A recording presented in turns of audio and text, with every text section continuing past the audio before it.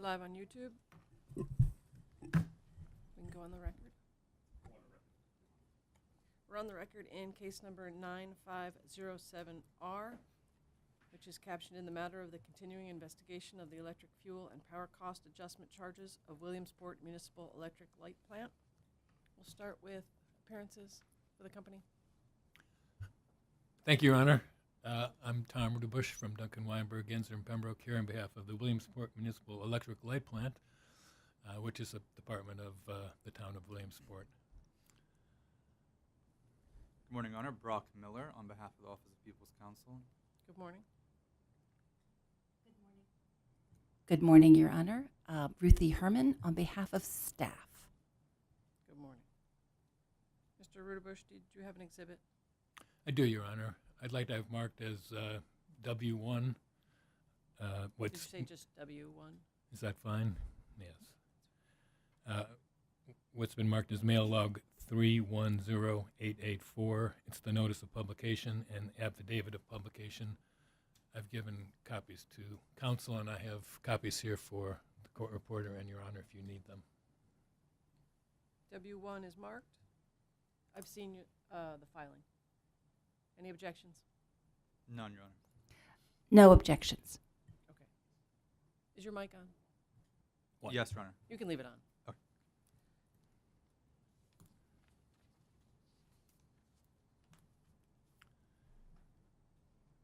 Exhibit W1 will be entered into the record. Did you want to proceed with the witness? I do, Your Honor.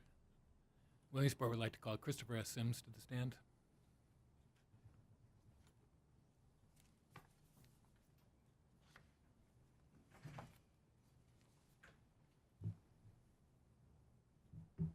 Please raise your right hand. Do you swear or affirm on the penalty of perjury to tell the truth, the whole truth, and nothing but the truth in the testimony that you're about to give? I do. Hey, could you spell your first and last name? It's Christopher Sims, CHRISTOPHER, SIMMS. And could you give us your address, please? P.O. Box 4151, Ocean City, Maryland, 21843. Thank you. Your Honor, I'd like to have marked as Exhibit W2. What's on the record is mail log number 310675. I'd also like to have marked as an exhibit the supplemental direct testimony of Christopher S. Sims. Okay, let's start with W2. Okay? That mail log is the direct testimony of Chris Sims and exhibits CSS 1 through 8. You want that entire package? Yes, Your Honor.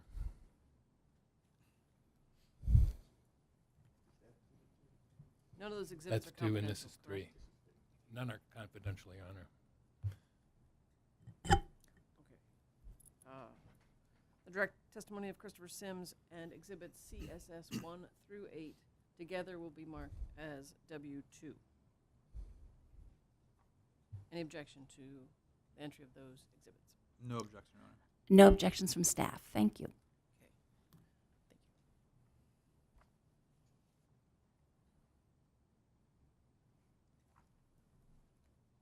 Did you want him to have a copy? I have 2 copies. You handed me 2 copies of the same thing. There's 2 for each of you or 1 for each of you. It Okay. doesn't matter. Just extras.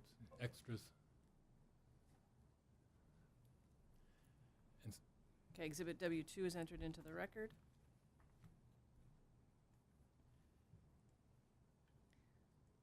Now, did you want to go to the supplemental direct? I do, Your Honor. I'd like to have marked as Exhibit W3, mail log number 310883. It's the supplemental direct testimony of Christopher S. Sims.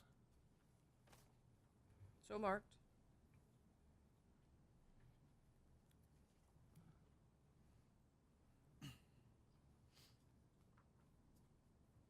No additional exhibits with that one, correct? That's correct, Your Honor. Okay, any objections to what's been marked as W3? No objection, Your Honor. No objections. Thank you. Okay, exhibit W3 will be entered into the record. Thank you, Your Honor.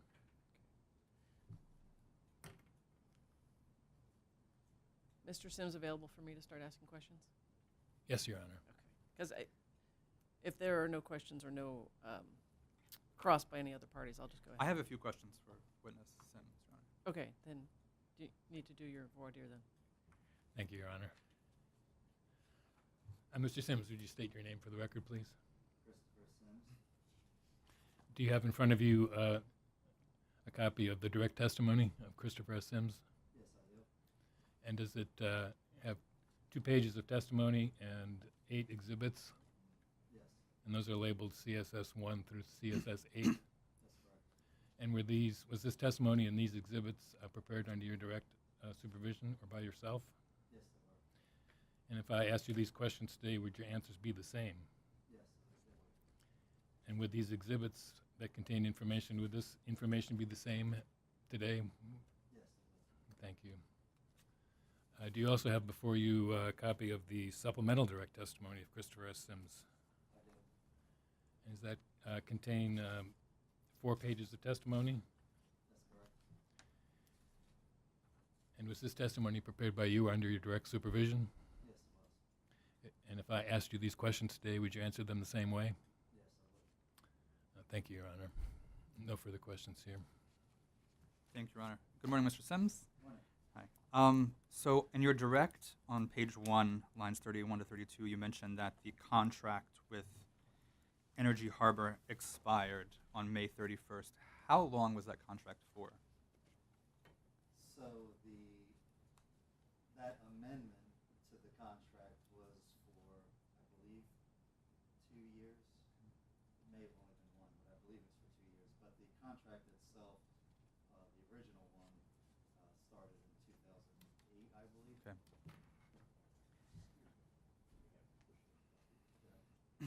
Oops, sorry. Everything's okay with, he turned it on? Yeah, I believe it was 2008 initially. Okay.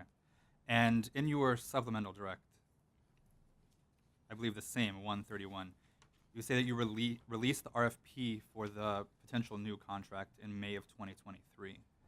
Is that the normal type of time frame you would use to get proposals for new contracts? A year in advance would be sufficient in most cases, yes. And after that RFP was released in May of 2023, there was no more recent RFP put out. Is that correct? So in terms of an RFP, we did not issue a new RFP. However, there were 2 suppliers from that initial RFP that were selected as the short list of candidates, and we continued to receive indicative pricing from those 2 suppliers up until May 31st. Okay. So now I'll turn to the next page of your supplemental, lines 6 to 7. You say that the third-party suppliers are adding a premium above PJM prices. Was that true of all bids you received from the RFP? Yes, it is. And were they all similar in the number of like the price of the premium? There can be a pretty big range in prices, but when you're talking the short list of suppliers that were chosen, typically, at the top 3 or 4 would be very close, but there could be some that vary wildly. Okay. And why do the suppliers add the premium?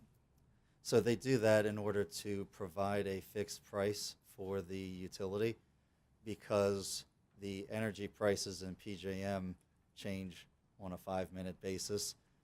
In order to guarantee a particular price, they know that they are taking on that risk of what the actual energy price may be that they are providing to the utility. Okay. And was that true of the previous contract that expired? Yes, Yes. So that also had a premium. that's correct. How does that premium compare to the premium that you saw in the indicative pricing? Yeah, prior to probably 2022, when we saw this most recent spike in the market energy prices, typically it seemed to be around a $5 per megawatt hour premium. So that was typical of what we saw prior to 2022. Okay.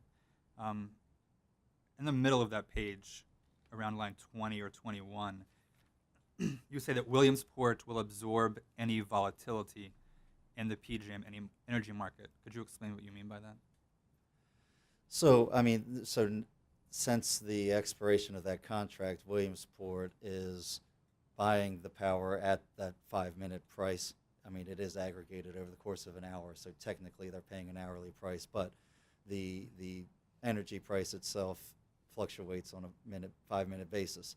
And so they will be paying whatever the cost is for that energy in that hour, regardless of if it's lower or higher than, well, I mean, they will be paying the market price as determined by PJM. You say that if moving forward in this method, that Williamsport may have to adjust its PCA more than once a year. Is that due to the 3% differential requirement to come back in and?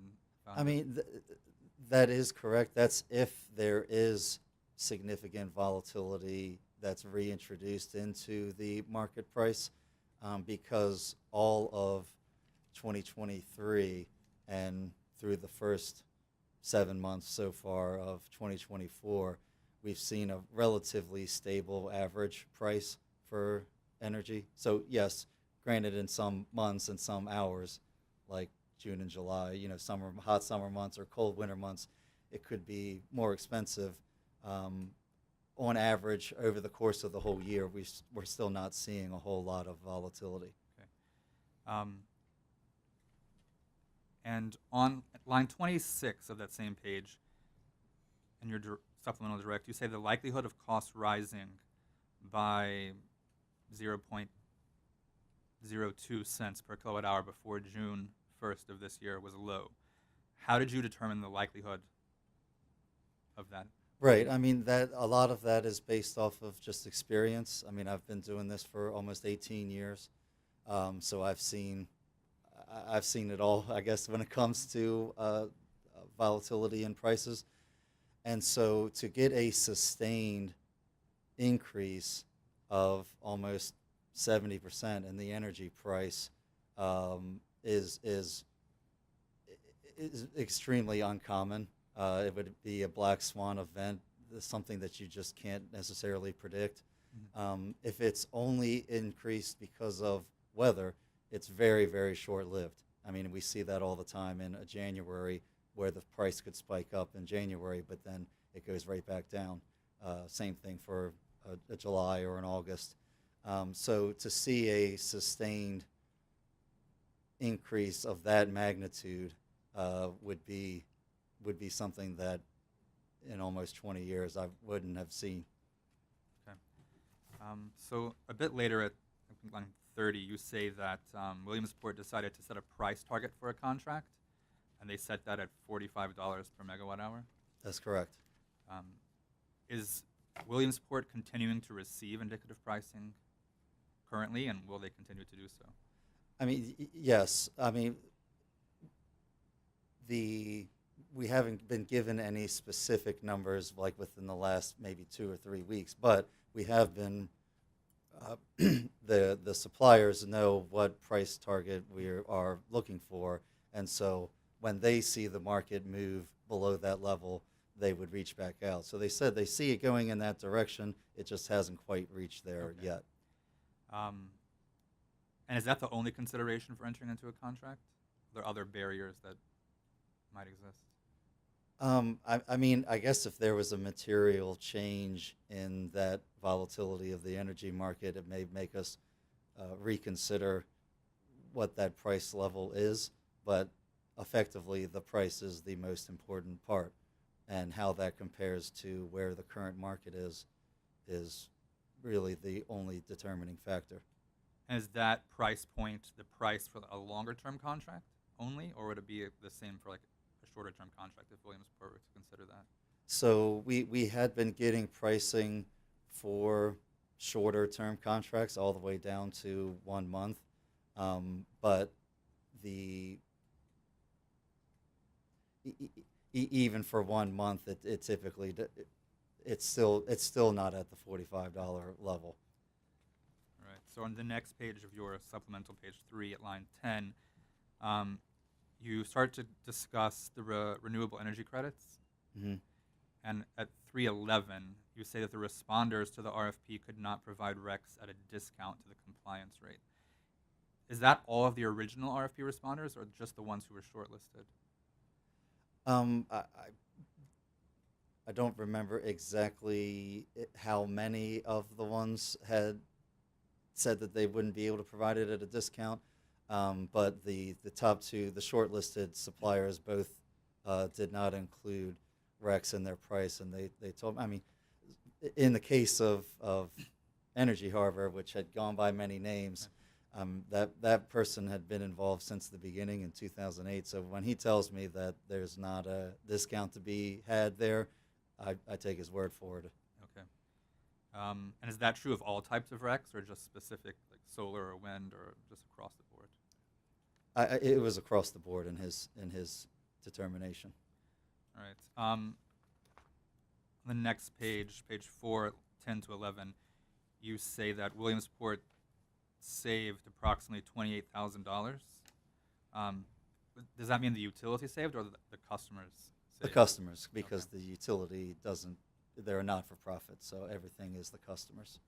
And do you expect to see similar savings against the full requirements contract every year, or throughout this year at least? So that was just for the month of June. Okay. No, I don't expect that level to continue every single month. Obviously, July, it will, the prices are a little more expensive in July. It's been hotter. There's everything I'm seeing, it's showing that if we continue at this pace for the rest of this month, it'll probably average, just for the energy only, right around $45 a megawatt hour. And so that could be about another maybe $10,000 in savings for this particular month, because we were being quoted $53 or so for just the energy itself. And so as we get into August, maybe similar to July, but then September and October and November, I would expect it to be much larger in savings. Okay. All right. I think that's all. No further questions, Your Honor. No redirect, Your Honor. On page 1 of your supplemental direct, Mhm. line 31, you state that the RFP was to procure a portion of the power supply needs. What portion? That's correct. Even their previous contract did not, it was not for all of their power supply costs. There were certain costs that were passed through, primarily the transmission cost. And so when we released this RFP, it was specifically only for energy itself, so only for what's called the locational marginal price, the LMP, that PGM charges. And so the energy is effectively, it pays for the fuel for the generators to physically produce that power in the PJM system. But not capacity. That's correct.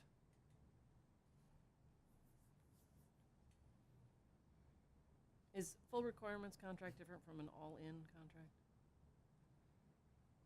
So full requirements, typically that terminology is, say, it's a load following product, and so the RFP included a portion.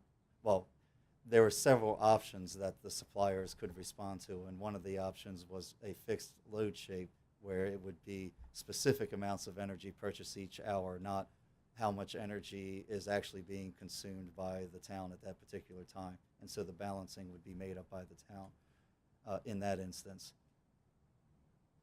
But perhaps full requirements meant back in 2008, maybe it was included everything in terms of capacity and the renewable portfolio standards and transmission and energy, all of those costs together. And Well, you said maybe it meant. that's 33, you said the Energy Harbor contract was a full requirements contract, and then parens for energy capacity and the pass-through of certain PGM costs.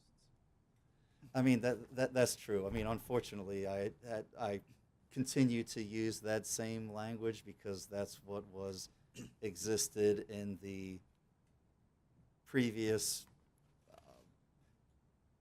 on the original contract itself. It said it was full requirements, but I mean, how I would define the term typically is full requirements should really include everything. It should be an all-in cost. All of the power supply costs should be included, and transmission would be a part of that. So there shouldn't have been anything passed through in a full requirements contract. So I shouldn't have necessarily used that language in this case, because they really have not been receiving a full requirements product for quite some time. And I can't remember if the original contract included capacity and at some point the capacity was pulled out. I can't remember if it was or not. Or I mean the transmission, if it included the transmission initially and the transmission was eventually pulled out.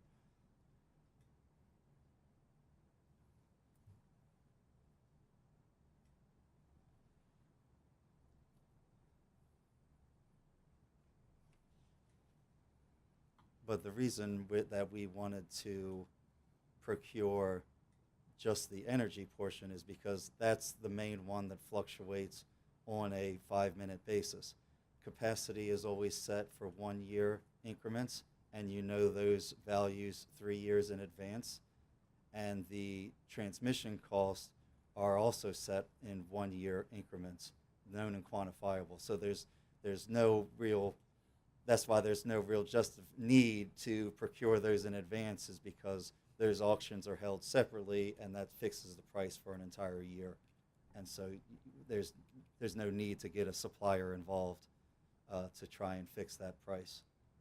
Okay, so I was trying to understand why you thought there was a premium in the first paragraph on page 2 if the contract, so in other words, you're just procuring energy right now and that's the $0.040 So we're actually not procuring anything right now. The contract with the supplier expired on May 31st. No, I understand that. Okay. Starting at line 4, you said at that time PJM energy market prices were in the range of $0.040 per kilowatt hour, Mm-hmm. meaning third-party suppliers were adding a premium of $0.020 per kilowatt hour. And what I'm saying is, if you're only procuring energy at the 0.040 kilowatt hours, and there's all these other items, then I don't think that the premium was entirely the difference of the full requirements contract price of 0.06163. Mm-hmm. You see what I'm saying? That's why the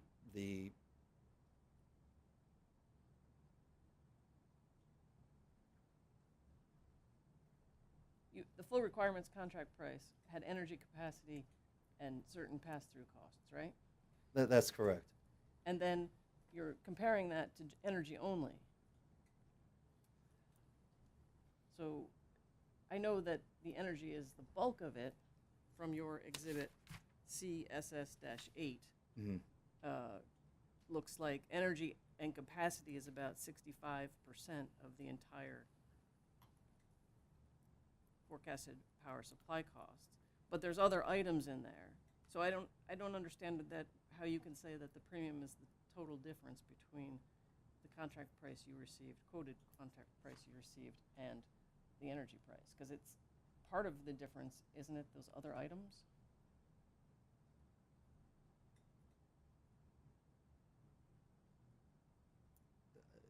Yes, you're correct. Then that must be. So the premium's not that much. It's not the amount you have on line 7. It's something less than that, right? That's correct.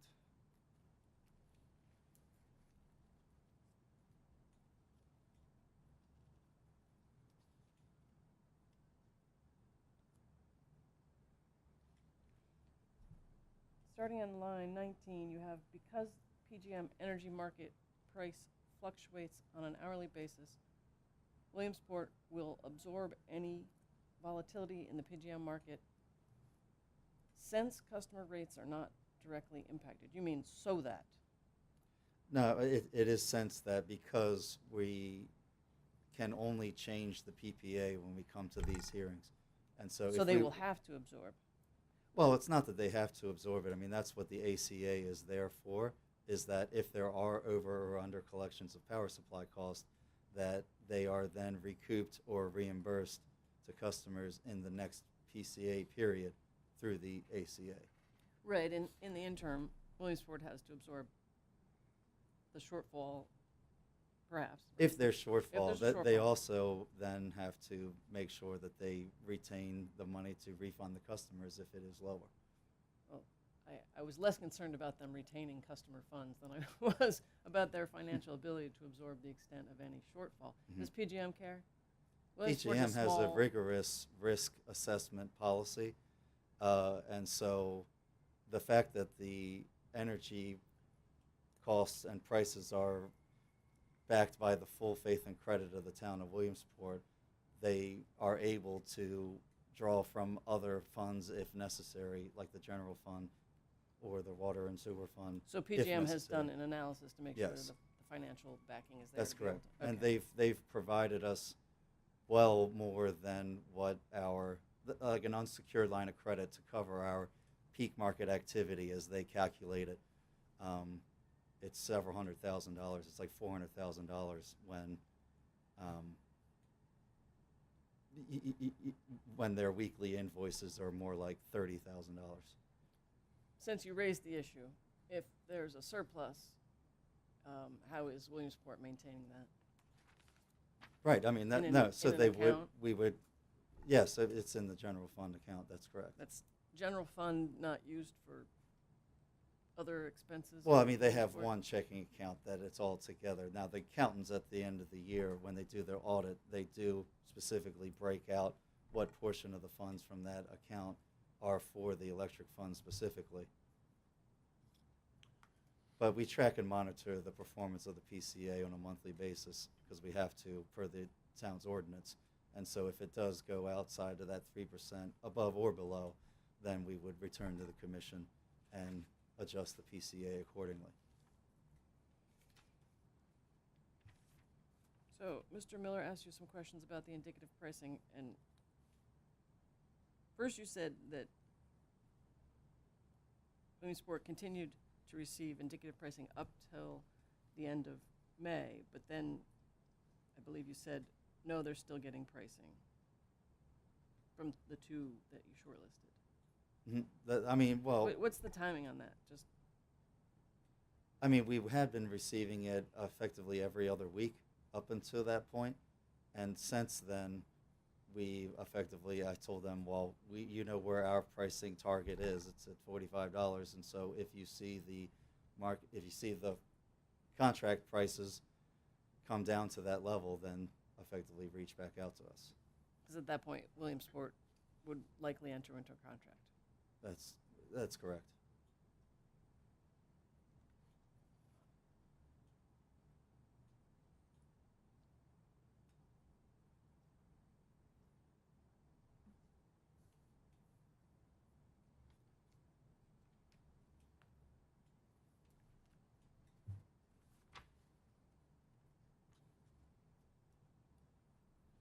So page 4 of your supplemental, line 5, that's where I got you changed the terminology to be an all-in power supply cost. So- That's correct. And that's All in is all of their cost, meaning on Exhibit everything plus. CSS-8, That's correct. all of those. Mm-hmm. Okay.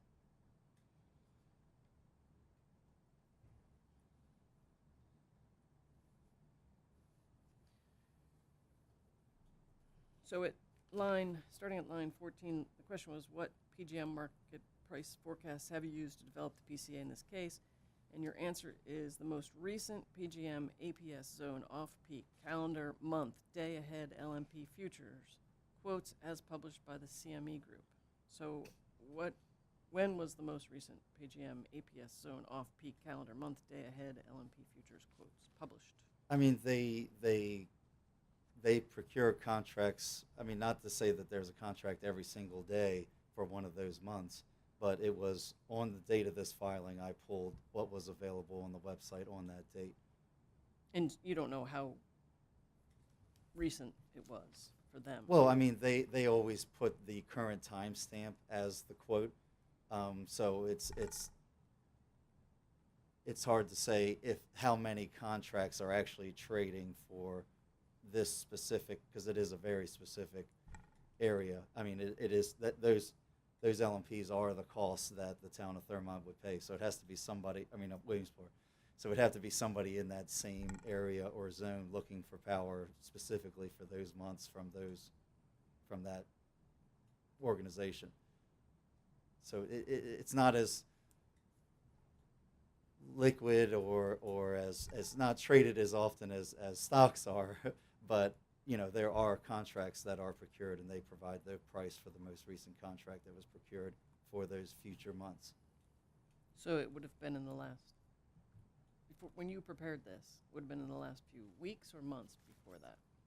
I mean, it would at most a week. I would think. I would think there has to be at least a contract or two sold each week. So it's been updated since you prepared your exhibit. It could be different now. Yes. Are you going to continue? Do you plan to continue to check?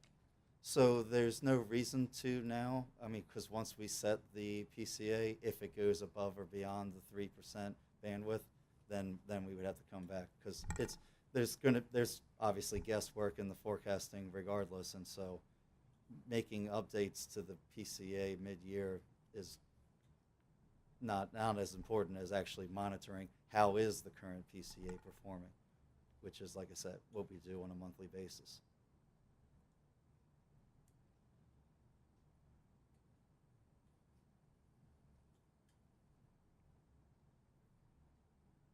So was Energy Harbor one of the third-party suppliers that responded to your RFP? Yes. Shortlisted? Yes.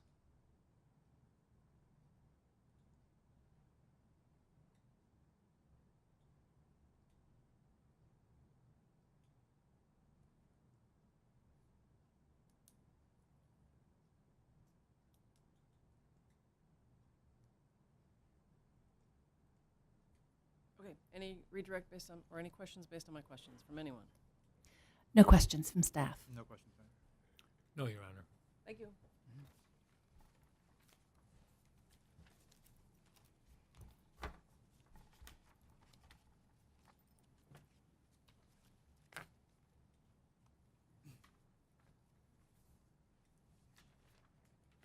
Staff have witnesses? Oh, I'm sorry. OBC, you don't have any witnesses, correct? No, Your Honor. Okay, staff. Yes, we'd like to call Lucy Shea to the stand, Your Honor.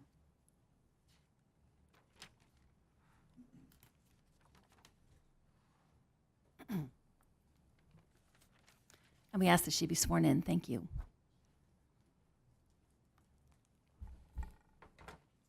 Please raise your right hand. Do you swear or affirm under the penalty of perjury to tell the truth, the whole truth, and nothing but the truth in the testimony that you're about to give? I do. And could you please state and spell your first and last name? Lucy Shea, Lucyshea. And could you give us your address, please? 6 St. Paul Street, Baltimore. Thank you.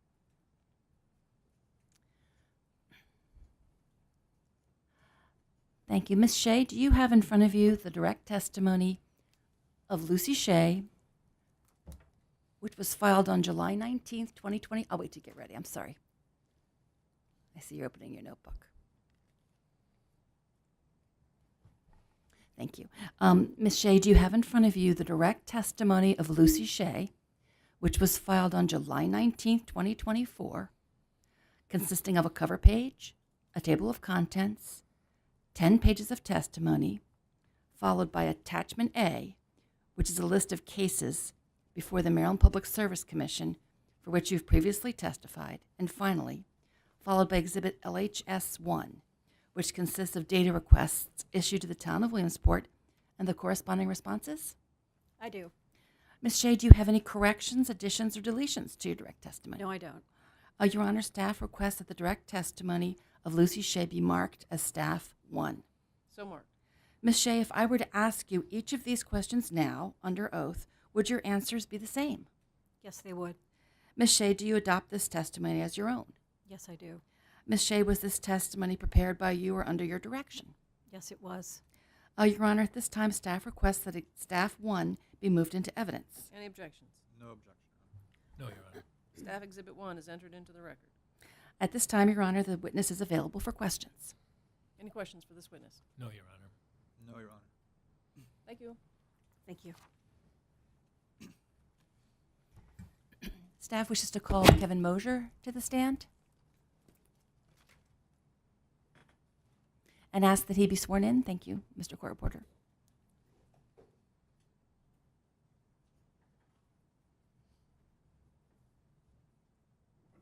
Please raise your right hand. Do you swear or affirm under the penalty of perjury to tell the truth, the whole truth, and nothing but the truth in the testimony that you're about to give? And could you please state your first and last name and spell it for us, please? Kevin Mosier, Kevinmosier.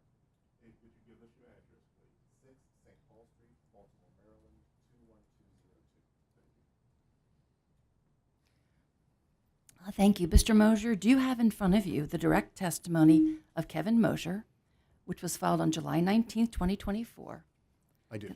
consisting of a cover page, 2 pages of testimony, followed by KDM Exhibit 1, which is a list of the prior cases before the Maryland Public Service Commission for which you've previously testified? Yes, Mr. Mosier, do you have any corrections, additions, or deletions to your direct testimony? I do not. Your Honor, staff requests that the direct testimony of Kevin Mosier be marked as Staff 2. So marked. Mr. Mosier, Mr. Mosier, if I were to ask you each of these questions now, under oath, would your answers be the same? They would. Mr. Mosier, do you adopt this testimony as your own? Yes, Mr. Mosier, was this testimony prepared by you or under your direction? it was. Your Honor, at this time, staff requests that Staff 2 be moved into evidence. Any objections?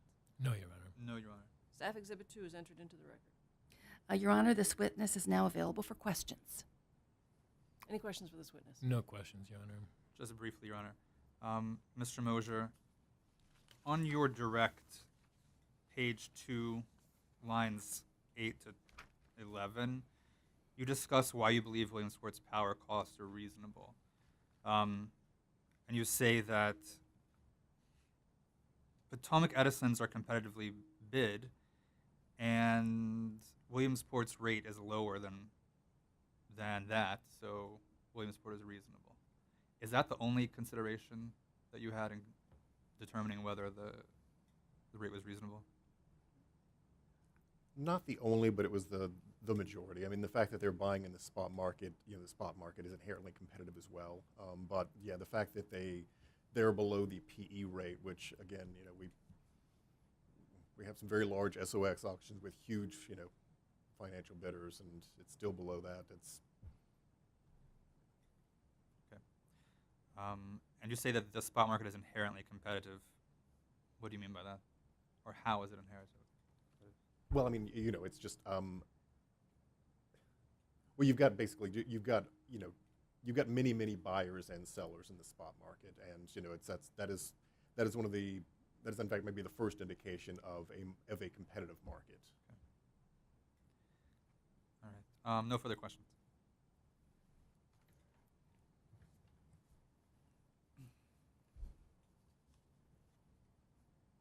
In your testimony, you make a finding that the costs are reasonable. Correct. You made no finding with regard to Williamsport's methods for procuring power, though, did you? No. That's all I have. Any questions based on any of the questions? Any redirect? Just one question, Your Honor. Mr. Mosier, when we're asked questions about the spot market, are you referring to the PJM energy market? Yes, sir. Yes, sir. All right. Thank you, Your Honor. The question. Staff has no redirect. Thank you. Okay. Anything else? Thank you. You can step down.